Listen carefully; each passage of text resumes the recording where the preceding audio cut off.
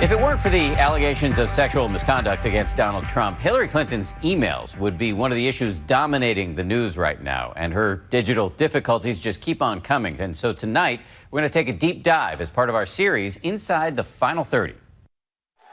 Hillary Clinton is the most corrupt person ever to run for the presidency. There was Donald Trump today pursuing one of his favorite lines of attack, Hillary Clinton and her emails. This elaborate criminal cover-up. Questions over a classified email account. Emails. In one form or another, they have been dogging Clinton throughout this campaign. More emails that are from the account of the Clinton campaign. What do you think is at the heart of all of this? There's the drama of the FBI looking into it and everybody else looking into it. On top of that, you've got now WikiLeaks adding to that. For the past 18 months, my colleague Martha Raddatz and this tireless team of journalists, there were times that we were here till midnight, 2 o'clock, have been sifting through all of these emails, trying to make sense of them. Clinton email releases also led to the birth of the candy drawer. I spent my weekends in pajamas in my bed reading pages and pages and pages of emails. Would it be safe to say that at the heart of this, can we trust this person? That's part of the issue for Hillary Clinton. It's like any election. If you sort of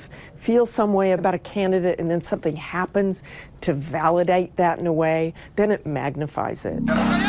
All of this has its roots here in Benghazi, Libya.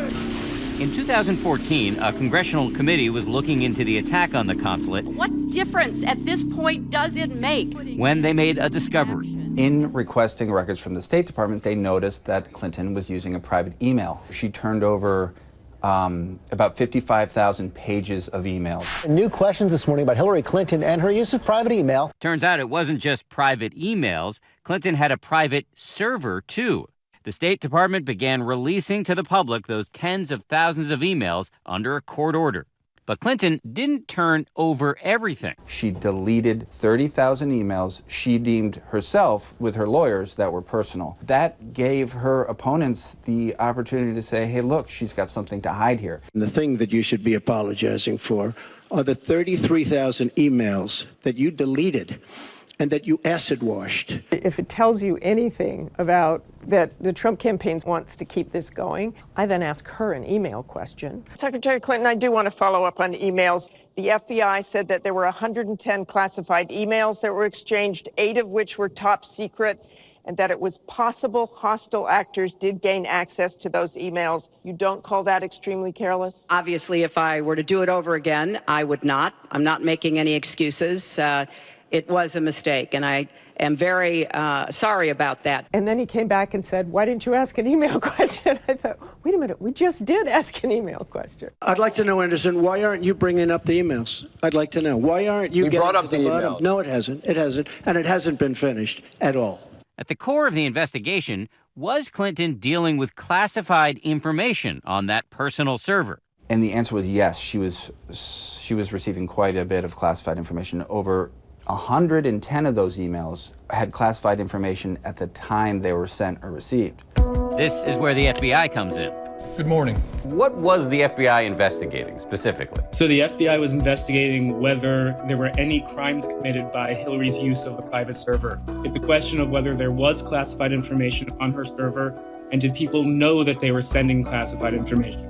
Although we did not find clear evidence that Secretary Clinton or her colleagues intended to violate laws, there is evidence that they were extremely careless in their handling of very sensitive, highly classified information. This is where we get to the stuff that confuses me. How could you be sending classified information and not know it was classified? There were markings on 3 emails, but it was down in the body of the email. There was a little C, and Hillary said during her interview that she didn't even know what the C meant. In the end, here's what the FBI decided. No charges are appropriate in this case.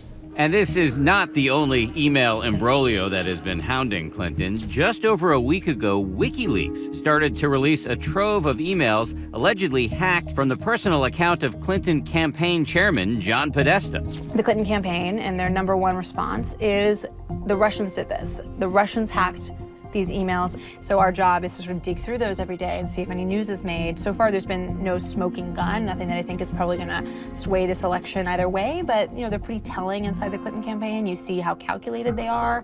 Really, it shows that the Clinton campaign knew really early on that this was going to be a huge issue for her campaign. We had like another top Dem advisor writing to John Podesta, again, as the campaign chairman, saying, why doesn't she just apologize? Her inability to just do a national interview and communicate genuine feelings of remorse and regret is becoming a character problem. I see no downside to her actually just saying, I'm sorry. Yeah, and John Podesta replies, we're all in the same place trying to figure out how to get her there the best way to execute. And then a week and a half later, we see her go on with David Muir of ABC. That was a mistake. I'm sorry about that. I take responsibility. And I'm trying to be as transparent as I possibly can. It's actually kind of cool in a way to see like the inner workings of how these things actually unfold and how they came to be and how they happened. With the election now less than 3 weeks away, how is this playing in the real world? So you've gone out and spent some time with real voters. What are you hearing? The email story absolutely has resonated. I'm not a Hillary fan.